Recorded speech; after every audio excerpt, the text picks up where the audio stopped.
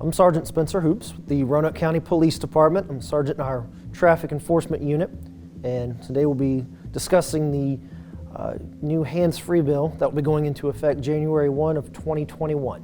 With the new bill that goes into effect January 1, it is a complete hands-free ban, for lack of a better word. That means we no longer, as law enforcement, have to be concerned with what you're doing on your phone.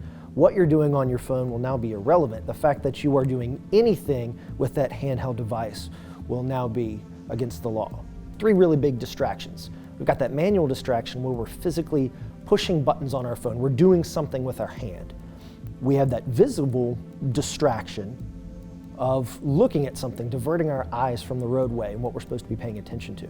And then that cognitive distraction of thinking about what we're trying to say, what we're trying to do on our device, what message we're trying to convey, what information we're trying to glean from our device. And any of those distractions are bad by themselves, but when you put those three together, it's a recipe for disaster. Let's not tempt ourselves while we're driving. Let's put our phone in another location that we can't even reach while we're driving. Maybe it's in a bag in the back seat, maybe it's the trunk, the glove box, one of those situations. Put our phone where we can't reach it, so even if it does make a noise, we're not tempted to reach for it and answer it. Many vehicles now are equipped with the Bluetooth feature or the hands-free feature in our vehicle. And many times all we have to do is talk to our car and ask it to dial the phone number we need to dial. Or they have the texting capability where the car or Siri will read what the message is to us, and we can simply talk back to our vehicle to respond to that.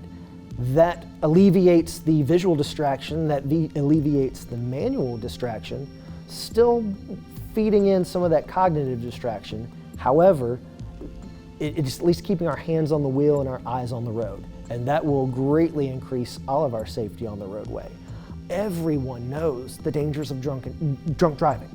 Everyone will tell you, yes, that's a horrible thing. Why would anybody do that? We know we don't do that. We've learned that growing up. We know what the consequences are. Those aren't consequences that I want to be a part of. We know the dangers of it. Yet the dangers of texting and driving or distracted driving are just the same, if not more serious, because there are more people distracted by their phones than there are drunk driving, drug driving. Let's make it simple for law enforcement. Let's make it simple for the public. You can't have your phone in your hand while you're driving. You shouldn't have it anyway, but now you as citizens don't have to decide, can I do this or can I not do this? Law enforcement doesn't have to decide, is this something you can do or is this not something you can do? And then determine, well, is what they're telling me, what they're doing on their phone, is that accurate or is it not accurate? Let's make this simple for everyone and say, don't use your phone while you're driving. It's more easily understandable for everyone involved, and a very clear and concise message for everyone on the roadway that we all have a responsibility to act safely, to keep each other safe while we're out there. And this law kind of illustrates that issue and makes it clear for everyone, this is not something I need to be doing while I'm driving.